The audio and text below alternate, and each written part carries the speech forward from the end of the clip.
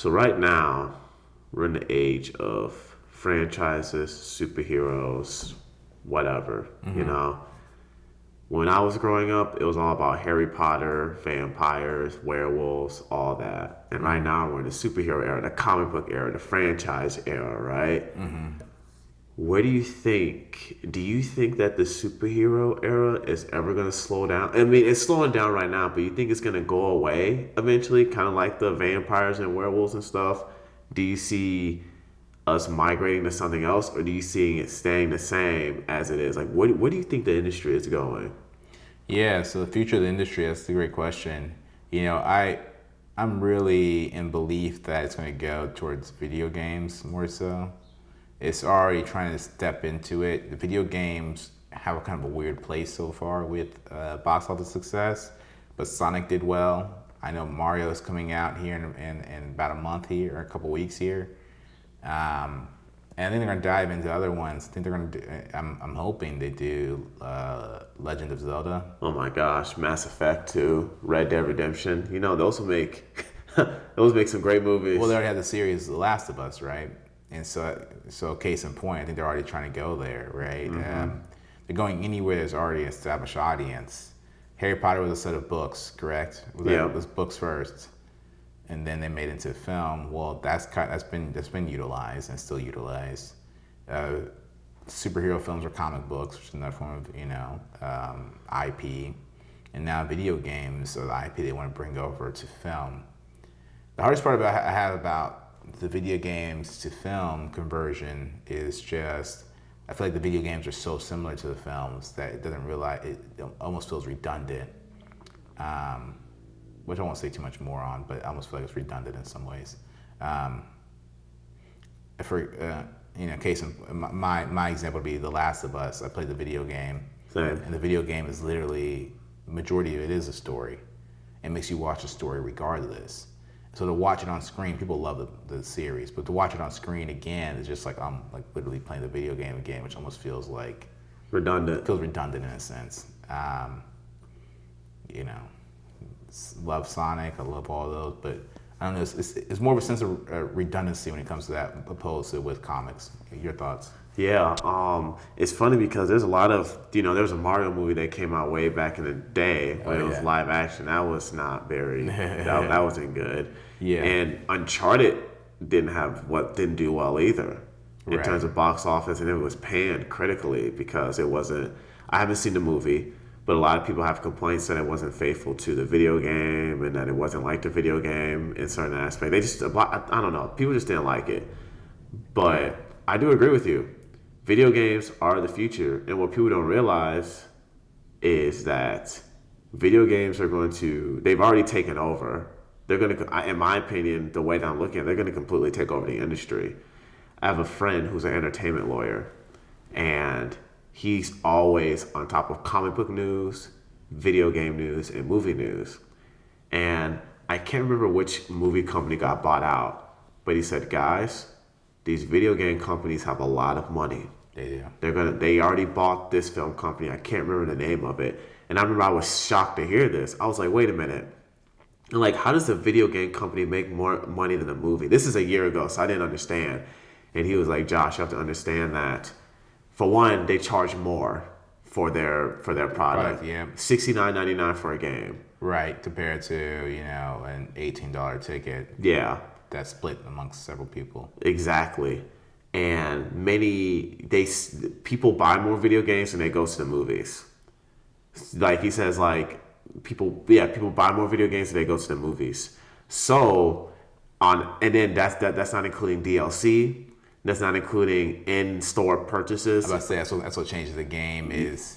You're talking about in-store purchases, you're talking about inside the video game. Inside the video game itself, yeah. Exactly. That's where it really comes as upcharges for getting new maps. Yeah, pay to play, all that stuff. Pay to play, tournaments and things like that. Like the list goes on. There's different synchronization packages for like to play it on Twitch and things like that. It's different like badges and stuff that. And Twitch and the video game and the gaming company, whether it's Activision or whatever, have different packages to use it on cross platforms. Like the upcharge is what you pay $70 for the game, but before you know it, you might be in $1,000 in the hole because of it's able to just suck you in and take up your time, your Yeah. attention.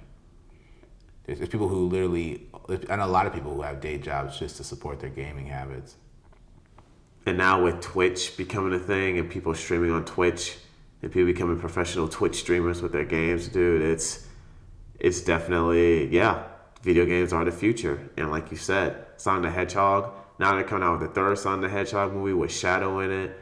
They're coming out with this Mario movie, which is also pretty big. Nintendo has grown a lot in the United States in the past recent years. Universal Studios now has a Nintendo World. Yeah. Yeah, dude. I'm just like, yo, what? Like, what is like? I didn't know Nintendo. I didn't know that many people in the United States love Nintendo. I always thought always thought it was like a small group of people. No, it's everybody loves Nintendo, dude. No. Everybody. It kind of reminds me of what's movies that people go for like these gory movies, these rated R movies, but realizing the ones that are like PG to PG-13 are like massively successful ones. The family, it's the family stuff, dude. The family stuff's what just destroys, like no matter what art film you make, the family stuff just wins. And that's why Nintendo does well, is because a lot of their games aren't like rated M for mature. They're kiddie games like Mario, Zelda, Donkey Kong, Kirby. Fire Emblem's a little bit more mature, but it's for everyone. Yeah. It's for everybody, especially Mario Party, bro. Mario Kart. Yeah. You don't have to be. You don't have to, like Red Dead Redemption, right? You have to know how to play the game in order to do well in Red Dead Redemption. Right. GTA, you have to know how to play the game. Right. Mario Kart is just one button, R2, and then you gotta know how to use the weapons. That's it, and you steer. It's so simple. Well, if you think about it in a nutshell, that video games are immersive movies to begin with. That's all they are, is immersive movies. And so, people play, people watch movies sometimes and check out. They go get food, they come back. Well, video games, there's not as much checking out going on. You're sucked into it more and more. There's that. Have you ever seen the show Sword Art Online? Of course. All right. Well, that's where we're going. That is where we're going. And so, if you want to ask for the future of entertainment, future of movies, that could be that's going to reveal itself in due time. But the future of entertainment is more so like that series has played it out to be. I mean, it's already happening now to a great degree, but yeah, that's where we're headed. We're headed to, like you said, the biggest currency we have. We can say our biggest asset is time, and everybody wants it, and the best way to get it is through focus. So. Mm-hmm. And I'm actually going to add on to something too. My friend Joe, he's a cinematographer in the film that I'm doing. He told me that the future of films is virtual reality, VR headsets. He says soon these companies like Netflix, Disney Plus, Hulu, HBO Max are gonna come out with their own headsets, right, where you can just watch their content anywhere. You don't have to worry about trying to get internet connection on your phone.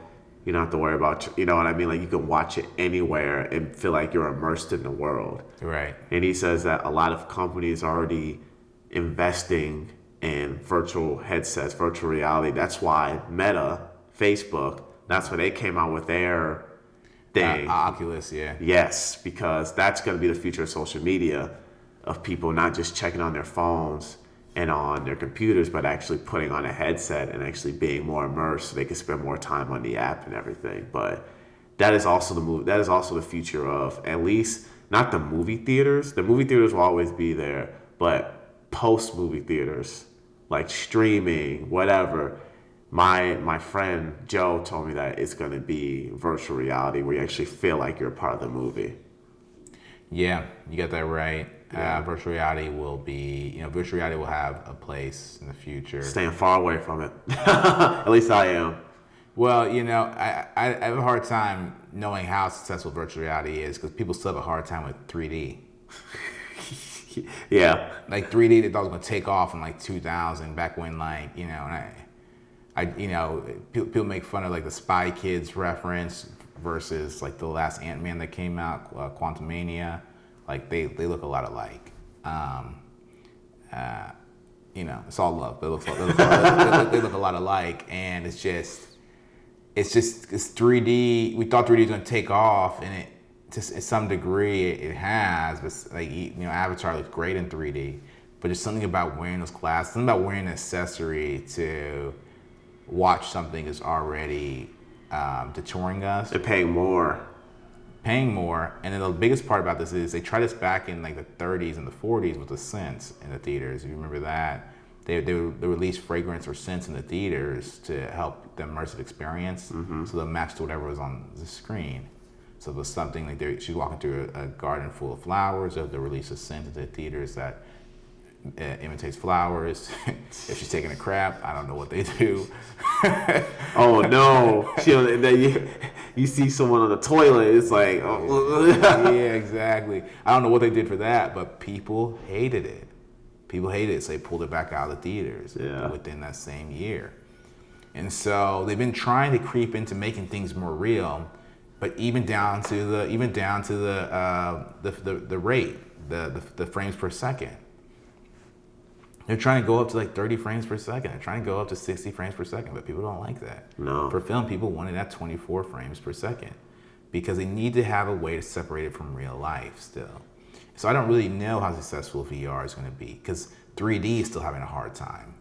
That's the dilemma with, that's what's going to save film, honestly, is the fact that people don't want to veer away from knowing the difference between the two realities. Well, with 3D, you have stuff coming off the screen and it feels like it's in front of you and all that. It is very distracting. But with VR, it's not like you're going to have stuff coming at you. You're just going to be watching the movie just from a VR headset. That's it. Right. I mean, I don't know. But from the way that I've interpreted it, that's like it's not going to be stuff coming at you because that stuff I hate. I have never had a good experience seeing anything in 3D. Neither have I. Never. Well, I wore the Oculus, and I have one, right? So, and it was a really fun time. I enjoyed it, but I was in there for probably like 20 minutes. I put it on. I already started feeling weird. You don't know your awareness in the room. You don't know where you're really about. As humans, this is another thing that we're not gonna really go into too much. But as humans, we have 5 evidence senses. We have more than 5 senses. We have 5 senses that we've been tracking for years, right? Yeah. And that comes down to your sight, your hearing, your taste, your smell, and feeling. Okay. Well, we need those senses to survive from against predators. You know you can feel someone looking at you and things like that. Mm-hmm. Those are all instinctual things we have. Well, when you take place in VR, or you take place, think about yourself going to concerts now, going to major events. You have this type of feeling where you're kind of always looking over your shoulder due to recent news about shootings and all that like stuff. That. Well, people have that same feeling, especially older people have that same feeling when it comes to VR and material like that. Even my little brother had a hard time wearing the headset for the Oculus as well, which is kind of odd to think about. But it's because we have innate senses that are prone for survival, and people don't want to be too immersed in this content still. And I'm sure that's going to change in time, but just hasn't yet.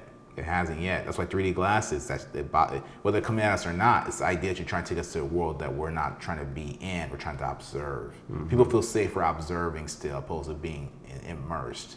And that's more to do with society. That's more to do with like our innate survival instinct. Yes, I don't want to be immersed in a virtual reality world. I don't. You know what I mean? I want to like when virtual reality does take off, I'm staying far away from it, dude. Like I already stay away from 3D, like you said, 3D. But I'm staying away from it because it's just I don't want to lose my touch with reality. Well, look, I mean, people are already getting detoured by social media. I had asked, we had the question of how long the superhero films are going to stay. Part of me had a question how long social media is going to stay, and social media is going to be here. Yeah, that's forever, dude. You believe so? It's never going away. I think we'll always have an iteration of it. I can see, but so many people are getting so burnt out from it, man. Like I hear every interview I hear, people are like, "Oh, I deleted it. Everyone's talking about they're deleting it, and of course they get back on maybe a couple of days later. But people just, I see the amount of engagement on each platform. Looking at the studies of the amount of users logging in, and it is actually declining. That's good. That's actually a good thing. It's declining. And they're all scared, and it could be because everyone's going to TikTok or whatever. But it's on all these platforms. It's declining, man. Yeah, dude, that's not necessarily a bad thing, dude. I'm not gonna lie to you, it's not. I think it's kind of, I'm not gonna say social media was not created to be what it is today?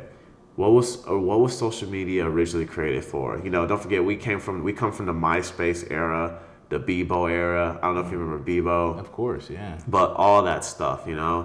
But it really took off with Facebook because Facebook, you're able to connect everyone, the entire world. You know what I mean? That's what it was used for, to reconnect with people that you lost contact with. You know what I mean? To see people that you haven't gotten in contact with.